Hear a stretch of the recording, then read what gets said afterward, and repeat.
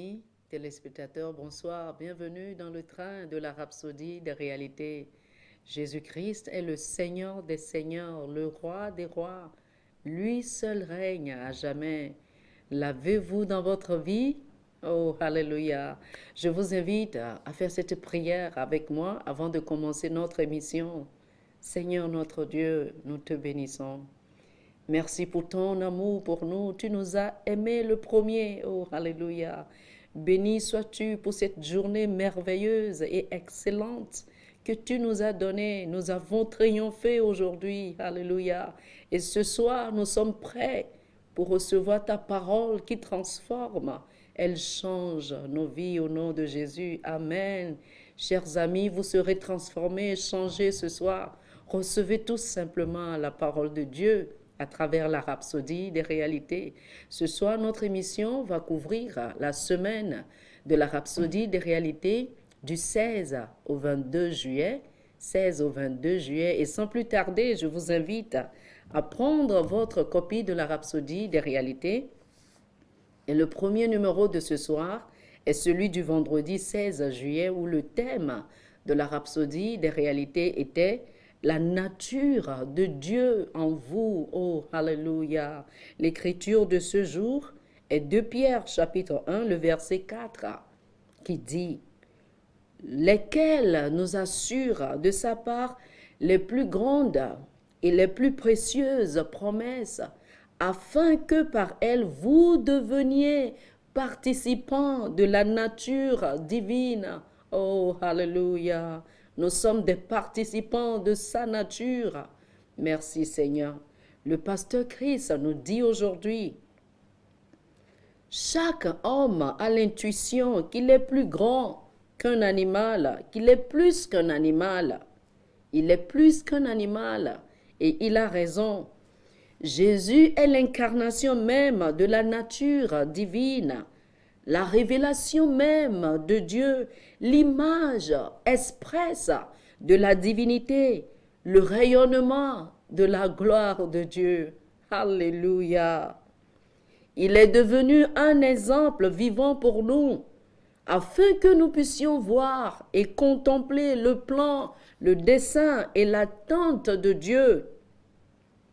La Bible dit dans Jean chapitre 1, le verset 4, « En elle était la vie, et la vie était la lumière des hommes. » Oh, alléluia. Ensuite, nous lisons dans 1 Jean chapitre 5, les versets 11 et 12, qui disent, « Et voici ce témoignage, c'est que Dieu nous a donné la vie éternelle, et que cette vie est dans son Fils. Celui qui a la vie, celui qui a le Fils, a la vie. » Alléluia. Le pasteur dit, lorsque vous êtes nés de nouveau, la vie divine a été transmise à votre esprit. À partir de ce moment, vous êtes devenu un participant de la nature divine, c'est-à-dire un associé du genre divin. Oh, alléluia, alléluia. C'est ce que les hommes ont toujours recherché, consciemment ou inconsciemment. Tel est le mystère, le témoignage et la puissance du christianisme. C'est que la réalité de notre unité avec la divinité, nous sommes un avec Dieu, nous sommes des dieux. Oh, alléluia. Le souci, nous dit le pasteur, le souci de beaucoup a été leur ignorance de la puissance, du transfert et de l'impact de la vie divine qui est en eux. Ils ne sont pas conscients qu'en tant que chrétiens, nous sommes des vases porteurs de Dieu totalement remplis de Dieu. Oh, Barashontagalaba, alléluia, nous sommes remplis de Dieu. Le pasteur nous dit, soyez éveillés à cette réalité au point qu'elle se reflète dans votre langage. Et il dit, si vous êtes toujours du genre à faire des déclarations comme « J'étais mort de peur, cette chose m'a presque tué », Alors, vous n'avez pas pris conscience que vous avez reçu la vie et la nature de Dieu dans votre esprit. Vous ne savez pas encore qui vous êtes. Qui êtes-vous? Le chrétien n'est pas un être ordinaire. Nous sommes remplis de Dieu. La divinité demeure en nous. Alléluia, alléluia. Le jour qui a suivi, mes chers frères et sœurs, c'est le samedi, le 17 juillet. Le thème de la rhapsodie des réalités était sa sagesse en nous et à travers nous. Alléluia. L'écriture de ce jour était Éphésiens, le chapitre 3, le verset 10, qui dit ceci. Afin que les dominations et les autorités dans les lieux célestes connaissent aujourd'hui par l'Église la sagesse infiniment variée de Dieu. Merci Seigneur. Le pasteur Christ nous dit, le mot connaissent est gnorizo en grec et cela signifie certifier, déclarer, faire savoir ou donner à comprendre. L'Église est désignée par Dieu pour abriter, démontrer et manifester la sagesse à multifacettes variées de Dieu. C'est énorme. Alléluia. Cela veut dire, nous dit le pasteur, que l'Église fera connaître aux dominations et autorités dans les lieux célestes la toute inspirante et infinie sagesse de Dieu. C'est notre appel actuel dans nos vies, nous dit-il. Dieu cherche à démontrer sa puissance, sa sagesse à travers nous maintenant. Alléluia. La question est comment cela est-il possible? C'est simple, nous dit le pasteur. La Bible dit, il nous a remplis de sagesse. Et 1 Corinthiens chapitre 1, le verset 24 déclare que Christ est la puissance et la sagesse de Dieu.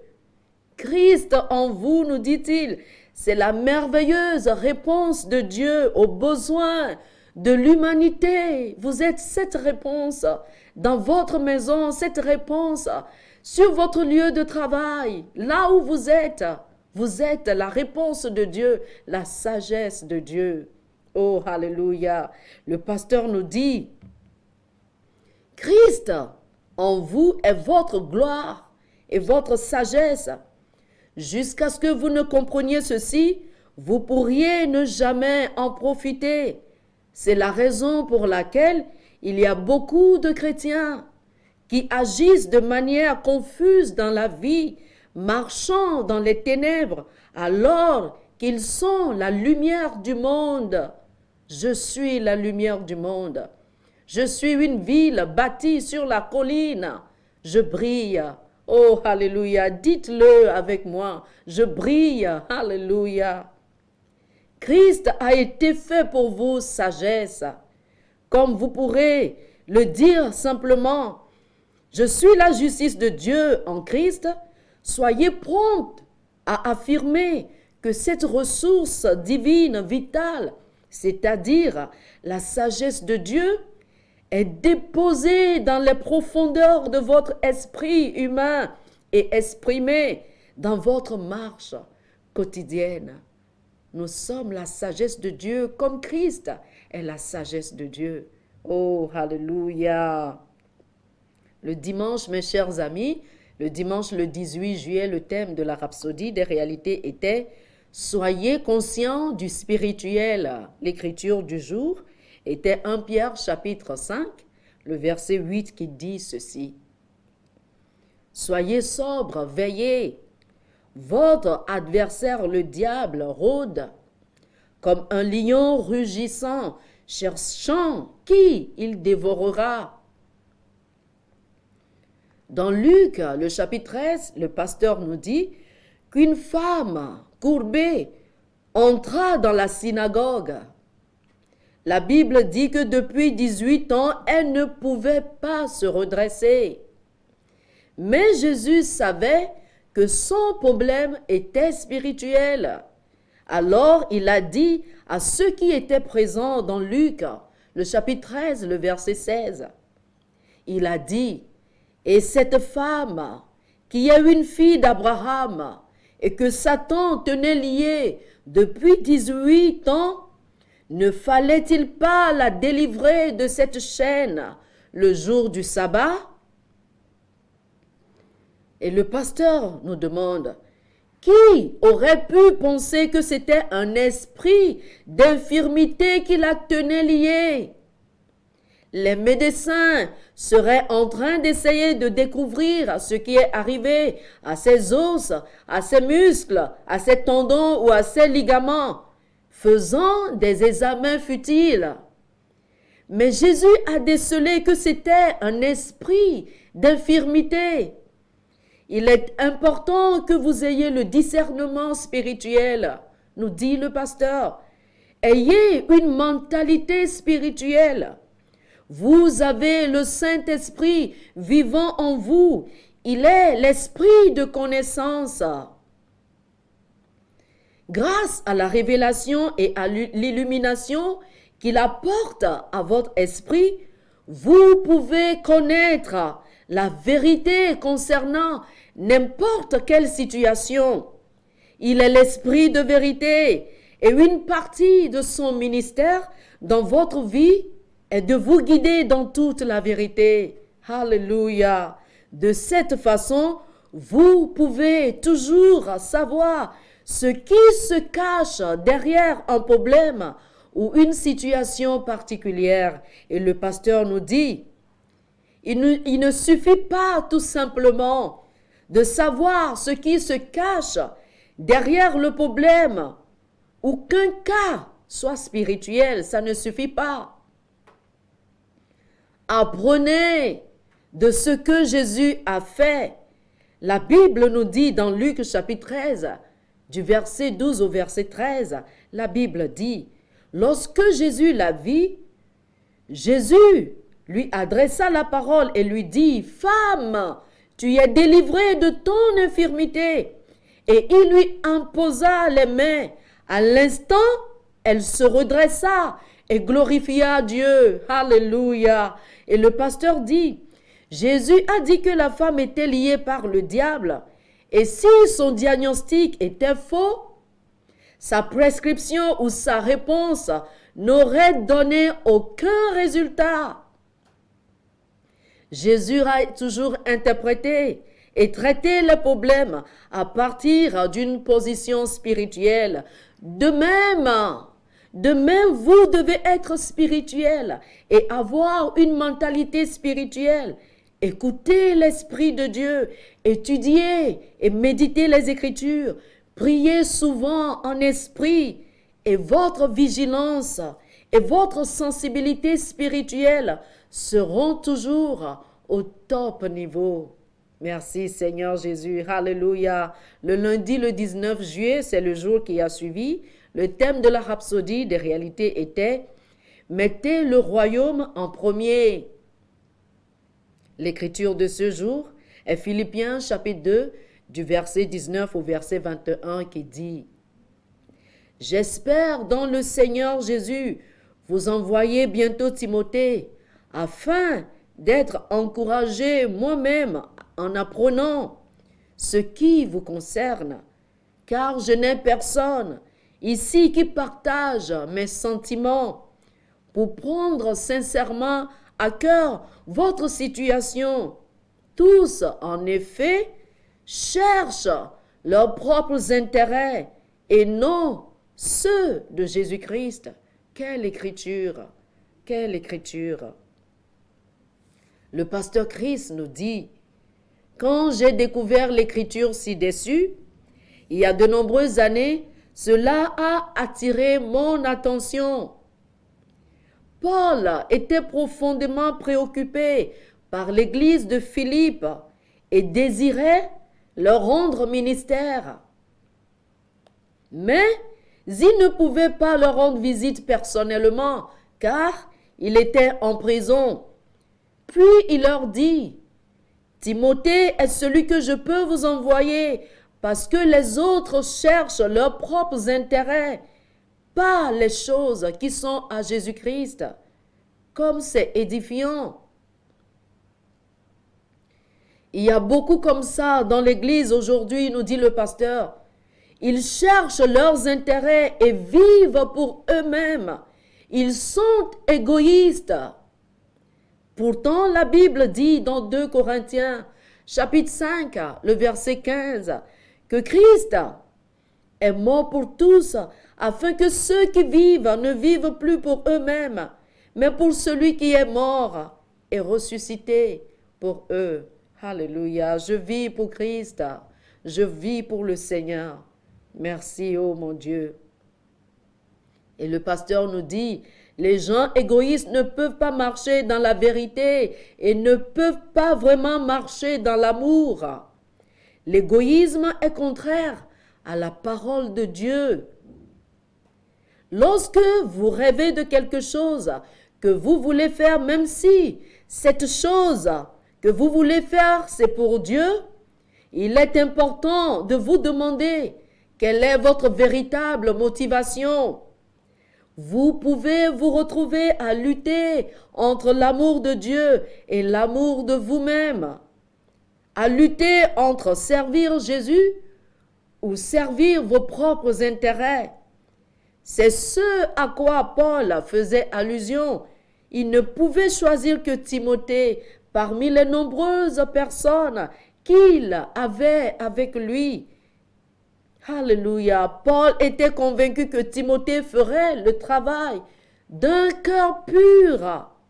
Il le ferait de manière désintéressée et avec amour. Paul écrivait, non pas seulement pour ce jour, nous dit le pasteur, mais pour que nous apprenions aujourd'hui. Alléluia. L'amour de Dieu nous contraint. Merci Seigneur. Vous devez avoir votre rhapsodie et lire tout ce numéro, vous serez bénis.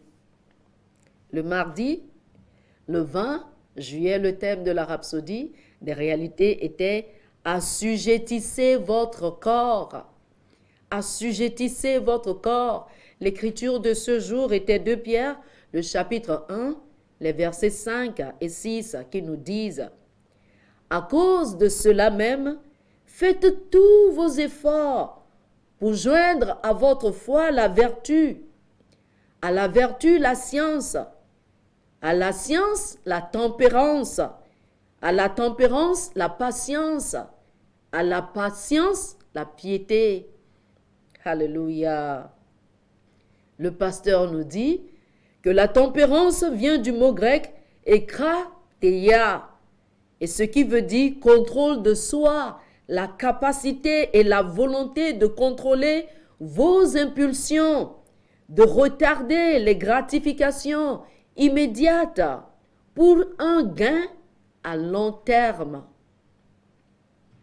Cela veut tout simplement dire la capacité d'attendre ou de se tenir ou de se retenir en disant non ou pas maintenant à ses impulsions.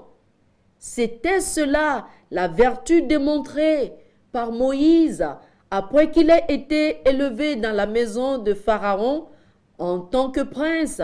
La Bible nous dit dans Hébreux chapitre 11, les versets 24 et 25. C'est par la foi que Moïse, devenu grand, refusa d'être appelé fils de la fille de Pharaon, aimant mieux être maltraité avec le peuple de Dieu que d'avoir pour un temps la jouissance du péché. Quelqu'un pourrait se demander, et si je n'ai pas la tempérance? Le pasteur nous répond, aussi longtemps que vous êtes né de nouveau, vous avez la vertu de la tempérance. La Bible dit que c'est un fruit de l'esprit humain recréé. L'homme qui désire opérer efficacement dans cette vertu, nous dit le pasteur, cet homme doit apprendre à contrôler ses sens et cela peut se faire en éduquant votre corps. Vous devez discipliner votre corps. Brisez-le de la même façon que vous le faites avec un cheval, jusqu'à ce qu'il fasse ce que vous dites et non vous faisant ce qu'il vous dit.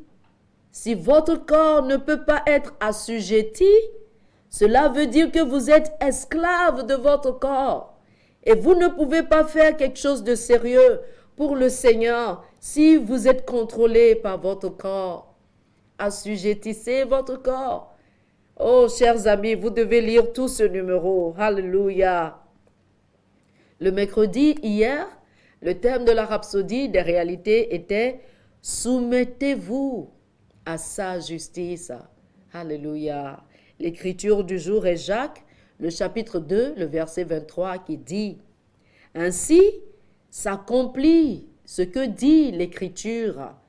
Abraham crut à Dieu et cela lui fut imputé à justice et il fut appelé ainsi, il fut appelé ami de Dieu. » Alléluia. Aujourd'hui, ce jour, le pasteur nous dit, c'est si important de comprendre qu'il y a plusieurs applications et définitions de la justice. Mais la justice, tout d'abord, est la nature de Dieu, sa nature de droiture. La nature de Dieu peut être décrite à partir de différentes perspectives. Comme nous disons, Dieu est amour. Alors, l'amour est sa nature. Mais lorsque nous parlons de justice, c'est une différente nature que nous décrivons. La justice en tant que nature de Dieu est sa capacité à être juste et faire uniquement et toujours ce qui est intègre. C'est sa perfection, sa précision, sa distinction dans la gloire. La justice distingue Dieu dans la gloire de toute autre personne. Le pasteur nous dit, or, l'homme ou aucune autre créature ne peut absolument atteindre la justice. Alors, dans la bienveillance de Dieu, il nous attribue, il nous accorde ou nous impute un type de justice qui est appelé droiture. Vous avez peut-être entendu ce qui est appelé dans certains pays un certificat de conformité. Cela vous aidera à comprendre ce qu'est la justice ou la droiture. Ceci stipule qu'un produit particulier a atteint les standards requis ou une spécification du gouvernement ou de l'agence autorisée. Il y a aussi le certificat de bonne réputation, ce qui certifie qu'une compagnie est régulièrement enregistrée avec l'État et est à jour sur les taxes de l'État et les documents requis, et donc légalement cette compagnie est autorisée à s'engager dans les activités commerciales dans le pays. Maintenant, la droiture, comme le certificat de bonne conduite ou de droiture, est la capacité de se tenir devant Dieu et être accepté. Alléluia.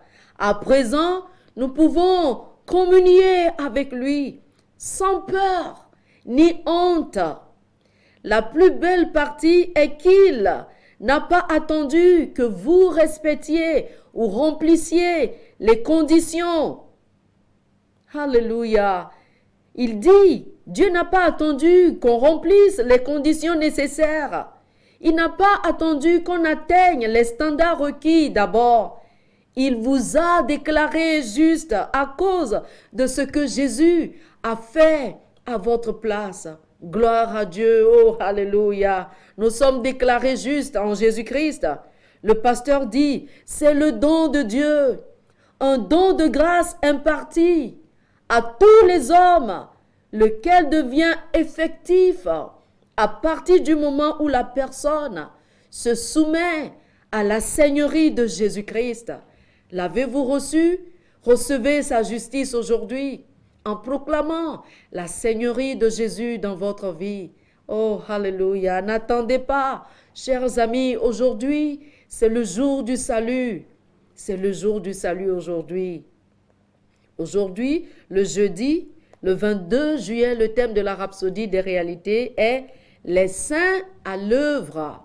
Alléluia. L'écriture du jour est Philippiens chapitre 4, les versets 11 et 12 qui nous disent « Et il a donné les uns comme apôtres, les autres comme prophètes, les autres comme évangélistes, les autres comme pasteurs et docteurs, pour le perfectionnement des saints, en vue de l'œuvre du ministère. » Alléluia. L'idée de Dieu et son attente, nous dit le pasteur, ce n'est pas juste que certains d'entre nous soient efficaces dans l'œuvre du ministère, pendant que d'autres dans l'Église soient des spectateurs. L'œuvre du ministère est pour tout chrétien. La Bible dit dans 2 Corinthiens chapitre 5, le verset 18, « Et tout cela vient de Dieu qui nous a réconciliés avec lui par Christ et nous a donné le ministère de la réconciliation. » Alléluia. Remarquez ce qui est dit. Il dit, Dieu nous a donné. La Bible ne dit pas que Dieu a juste donné aux apôtres, aux prophètes, aux évangélistes, aux pasteurs, non. Il a donné à tout le monde le ministère de la réconciliation. Personne n'est laissé de côté.